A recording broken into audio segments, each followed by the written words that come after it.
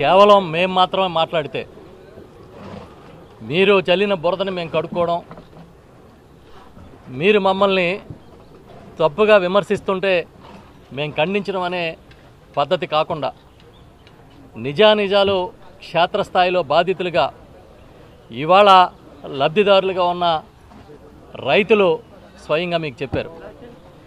రైతులు చెప్పిన దాని మీదట కంక్లూజన్లో చాలా ముఖ్యమైన విషయాలు 3 పాయింట్లు నేను చెప్పదలుచుకున్నా.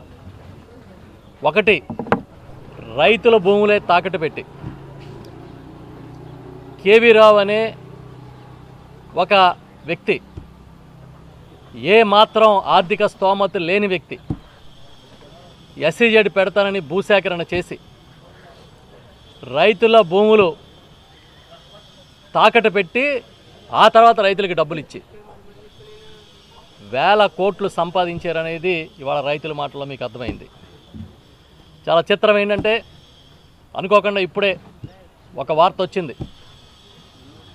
యనమల రామకృష్ణుడు గారు, మాజీ ఆర్థిక శాఖ మంత్రులు, ఎమ్మెల్సీ గారు, ముఖ్యమంత్రిగా ఉన్న చంద్రబాబు నాయుడు గారికి ఒక ఉత్తరం రాసినట్టుగా. ఆ ఉత్తరంలో ఆయన క్లియర్గా రాశారు, కేవీ రావు బ్రాకెట్లో చౌదరి అనే ఆయన, అంటే కులాన్ని కూడా ప్రస్తావించారు ఆయన. మరి కారణం తెలియాలనేమో అందరికీ. చాలా కారు చౌకగా భూములు కొని జిఎంఆర్కి అమ్మి 100 కోట్లు లాభం గడించాడని ఆయన రాశారు. దాంట్లో మాకు అర్థమైంది అదే. అలాగే జిఎంఆర్ కూడా దీంట్లో పెద్ద ఎత్తున 100 కోట్లాది రూపాయల లాభాలు పొందారని రాశారు.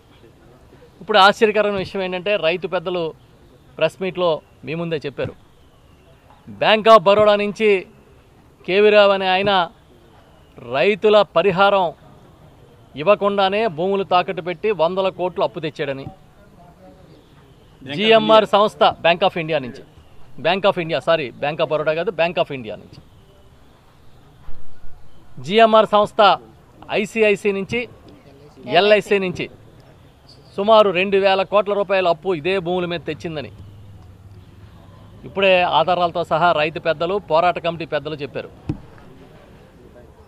అంటే రైతుల భూములు తాకట్టు పెట్టి 20 ఏళ్లుగా ఒక పరిశ్రమ పెట్టకుండా వీళ్ళ భూముల్ని కారు చౌకగా కొట్టేసి 100 కోట్లు సంపాదించుకున్న పెద్దలందరి మీద విచారణ జరగాలి.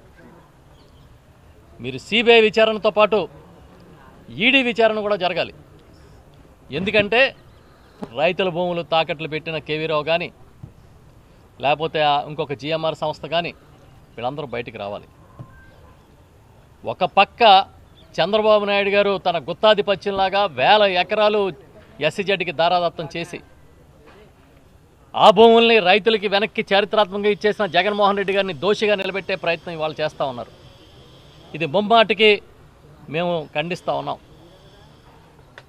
రైతుల భూములు రైతులకి వెనక్కిచ్చిన ముఖ్యమంత్రి చరిత్రలో లేడు.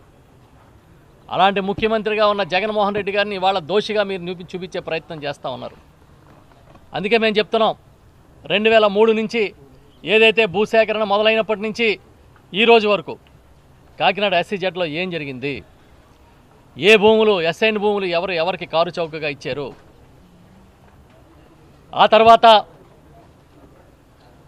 ప్రభుత్వ భూములు ఎవరు కనీసం రూపాయి కూడా లేకుండా ఎస్సీజెడ్కి కట్టబెట్టారు, ఎవరు రైతుల్ని అన్యాయంగా కేసులు పెట్టి సెంట్రల్ జైల్లో పెట్టించారు, ఎవరు ఆ రైతులతో చాలా ఉన్నతమైన విలువలు కలిగిన రైతు పెద్దల్ని, కమిటీ పెద్దల్ని స్నేహ బ్లాక్లో ఉంచి బాత్రూములు ఎవరు కడిగిచ్చారు, ఎవరు వాళ్ళ మనోధైర్యాన్ని దెబ్బతీయాలని ట్రై చేశారు.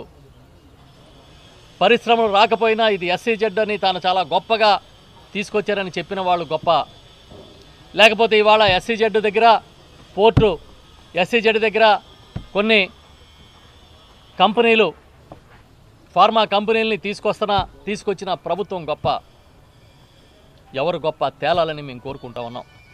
ఇప్పుడే పెద్దలు చెప్పారు, రైతు పెద్దలు చాలా క్లియర్గా చెప్పారు, 9 లక్షల రూపాయలకి తెగనమ్ముతారా లేదని పీకల మీద కత్తి పెట్టారు చంద్రబాబు నాయుడు ప్రభుత్వంలో అని చెప్పారు. 3 లక్షలు తీసుకుని 2 లక్షలు అదనంగా ఇస్తామని చెప్పి 5 లక్షలకి డీల్ క్లోజ్ చేయమని పెద్ద ఏదో ఘనంగా చెప్పిన చంద్రబాబు నాయుడు గారి సర్కారు ఇవాళ రైతులు భూములు అమ్ముకుంటే అది చాలా తప్పని మాట్లాడుతూ ఉన్నారు.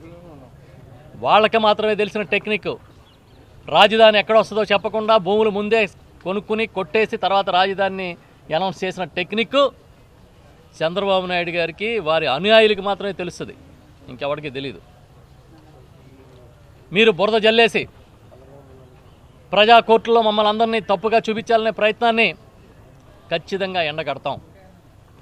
ఈరోజు యనమల రామకృష్ణ గారు కూడా రాశారు కాబట్టి లెటరు, కేవీ రావు అనే ఒక చౌదరి గారు ఏ విధంగా భూములు కొని అధిక రేటుకి 100 కోట్లు సంపాదించాడు జిఎంఆర్కి అమ్మని చెప్పి ఆయన లెటర్లోనే ఉంది కనుక, అలాగే జిఎంఆర్ కూడా దీన్ని అమ్మి వందలాది కోట్లు సంపాదించేదని ఉంది కనుక తేల్చండి అప్పటి నుంచి అని అడుగుతున్నాం. ఆల్రెడీ మా రాజ్యసభ సభ్యులుగా ఉన్న సాయిరెడ్డి గారు కూడా చెప్పారు, విజయసాయిరెడ్డి గారు, దీని మీద ఎంక్వైరీలు చేయండి, దీని మీద విచారణ నిర్వహించి నిగ్గు తేల్చండి, అది సిబిఐ ఈడీ స్థాయిలో ఉండాలి, అది పోర్ట్ అవ్వచ్చు లేకపోతే ఈ ఎస్సీజెడ్లు అవ్వచ్చు అనేది ఇంతకుముందు ఆయన కూడా ప్రస్తావించడం జరిగింది. అందుకే మేము చెప్తున్నాం, ఎట్టి పరిస్థితుల్లో మీరు రైతులకి న్యాయం చేసింది ఎవరో అన్యాయం చేసింది ఎవరో ప్రజల ముందు తెలియాలి. ఇప్పుడు కూడా మేము చెప్తున్నాం, ఇంతకుముందు మా గీతా మేడం గారు కానీ రాజా గారు కానీ మాట్లాడుతూ చాలా విషయాలు చెప్పారు. ఇప్పటికీ ఎస్సీజెడ్ రైతుల పక్షాన నిలబడి వాళ్ళ పూర్తిగా ప్రతి సెంటు వాళ్ళ చేతికి అందే వరకు వైఎస్ఆర్ పార్టీ అండగా నిలబడుతుందని మా జగన్మోహన్ రెడ్డి గారు, మా పార్టీ అధ్యక్షులు ఈ సభాముఖంగా చెప్పమని మమ్మల్ని ఆదేశించారు. అదే విషయాన్ని చెప్తున్నాం. తప్పకుండా రైతుల పక్షాన నిలబడతాం. రైతులకి మంచి జరిగే వరకు, ఎందుకంటే రైతులకి మంచి చేయాలనే సంకల్పం జగన్మోహన్ రెడ్డి గారు చేశారు, అది నెరవేరే వరకు కూడా మేము వాళ్ళ వెనకాల నిలబడతామని తెలియజేస్తూ ఉన్నాం. ఇంచుమించుగా ఇప్పుడు మేము అదే చెప్తా ఉన్నాం, మేము జీవోలు ఇచ్చి మేము విధానాలు తీసుకొస్తే రిజిస్ట్రేషను డిపార్ట్మెంట్లో చిన్న టెక్నికల్ ఇష్యూని చూపించి సుమారుగా 700-800 ఎకరాలు ఇవాళకి రైతుల పేరున బదలాయించలేదు. ఇవాళకి భూములు అయితే రైతుల పేరునే ఉన్నాయి, రైతులే అనుభవిస్తూ ఉన్నారు. భూములు రైతులు హ్యాండ్ ఓవర్లోనే ఉన్నాయి, వాళ్ళే దాన్ని సాగు చేసుకుంటున్నారు. కేవలం రికార్డులు మార్చాల్సిన పరిస్థితి ఉంది కనుక తప్పకుండా ఇమ్మీడియట్గా ఈ ప్రభుత్వం చంద్రబాబు నాయుడు గారు ప్రాసెస్ చేయించి ఆ నిజాయితీ నిరూపించుకోమని చెప్తున్నాం. మాకు అర్థం కాని ఏంటంటే, మేము మంచి చేస్తే మమ్మల్ని బోన్లో నిలబెట్టాలని ప్రయత్నం, మీ తప్పుడు రాతల్ని, మీ పక్షపాత రాతల్ని అర్థం చేసుకోలేనివాడు ఎవడో లేడు. ఇప్పుడే ఒక రైతు పెద్దలు చెప్పారు, ఎప్పటి నుంచో ఈటీవీ చూస్తున్నాను, ఈ వార్త చూసిన తర్వాత తెలిసింది అన్నీ ఇలాంటి తప్పుడు వార్తలు వేస్తారనే విషయం అని. కొంచెం అన్న జ్ఞానం లేదు, కొంచెం అన్న నిజాయితీ ప్రదర్శించాలి. పాపం ఒక ముఖ్యమైన రైతు ఆ రోజు పోరాటంలో ఉన్న సుబ్బిరెడ్డి గారు 200 రోజులు జైల్లో ఉన్నారు, బెంగ పెట్టుకుని చనిపోయారు. ఈ ప్రభుత్వం వచ్చిన తర్వాత వారికి భూమికి భూమి వెనక్కిస్తే ఇవాళ ఆ భూమి ఖరీదు ఎకరం ₹1 కోటి పైన 2 కోట్లు పలుకుతుందని వారి తనయుడు చెప్తా ఉంటే ఈనాడులో ఆయన ఫోటో వేసి ఆయన చెప్పిందోటి వాళ్ళు రాసిందోటి. అది చూడండి పరిస్థితి.